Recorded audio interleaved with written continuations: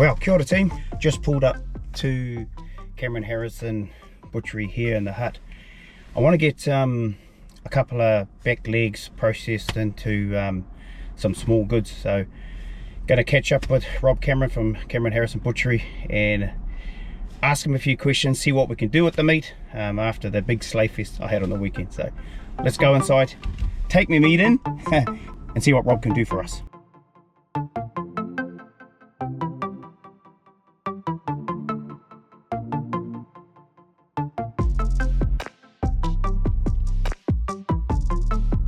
So to kickstart things off, let's meet the man himself, Rob Cameron. And my first question for him is, I heard he likes a bit of hunting. Yeah, definitely. Get out quite a bit, so that's good. And it's good that I come from Tiniroto, up just out of Wairau.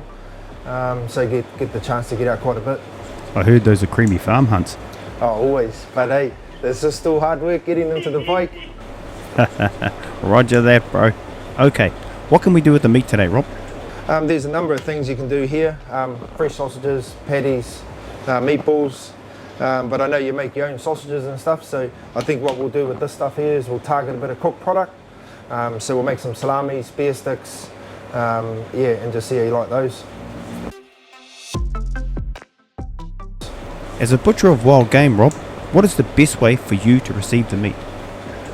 Best way is boneless, definitely for us. We're busy as it is, so it's just so much easier for the product to come in here already boned out. Okay, so what about the condition you don't want to see the meat in? First thing is needs to be chilled. Don't want warm meat. So, and then obviously making sure the meat is still okay to process. Because once you go through the mincer and stuff like that, the meat does warm up a bit. So we want to try and limit anything like that. Are you telling me I can't bring the meat in with Wrigley's on? No. Righty, crunch time. Rob's going to check out my meat, see if it comes up to scratch. Yep, a little bit of hair in there, but it'll be right. No sticks or stones? Nah. Rob, can you take any wild game to any butchery? Not any butchery. I've got 4 stores, but only one store that can accept and process the wild game, which is the Lower Hutt store. Because you need your own risk management program to be able to do recreational catch. So only the Lower Hutt store can receive that.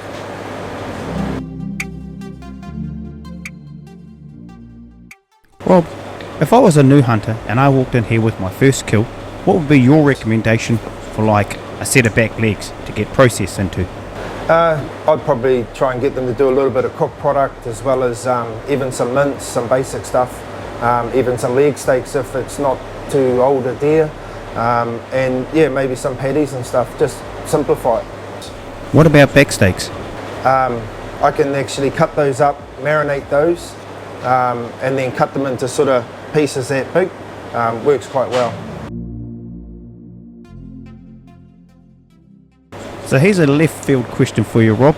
If I was one of those modern metro flowery types with lots of allergies and oddball dietary requirements, what could you do for me? Yeah, we can make up some of our own seasonings which have no preservatives, and obviously gluten-free is quite a high one, so we can manufacture to order on those sort of products. So Rob, I've heard stories from other hunters that they've taken meat into butchers and the weight that they've handed over isn't the weight that they've got back. What are your thoughts and views on this? Well, depends what was made. Like if it was actually all sausages, say if we just say a beef flavoured sausage, if you bought in say 10 kilos, that 10 kilos is going to turn into 14 kilos finished product by the time we add water, seasoning and fat if needed.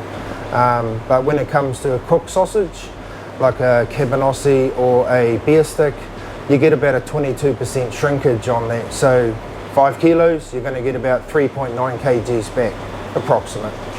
And when you come back in 2 weeks, I'll show you that. So there it is, a pretty detailed explanation of what goes into processing wild game from a butcher's perspective. Roll forward 1 week, not 2 weeks, the boys are pretty onto it, and I'm back here to pick up my goods. Hey bro, how's it, man? Right, what do you got for me? We've got a bit of a selection here. Got some jalapeno and cheese beer sticks. Did some pepperoni sticks. and just a nice venison and garlic bear stick there as well. So we've done the same as a bear stick as well as whole salamis, and just for something different, as I know you make your own sausages, but saveloys is something a little bit different. So Are those Veni, bro? Yep. Veni saveloys? Yep. Oh man. So and then we've just pre-packaged all of these down into 6 packs for you.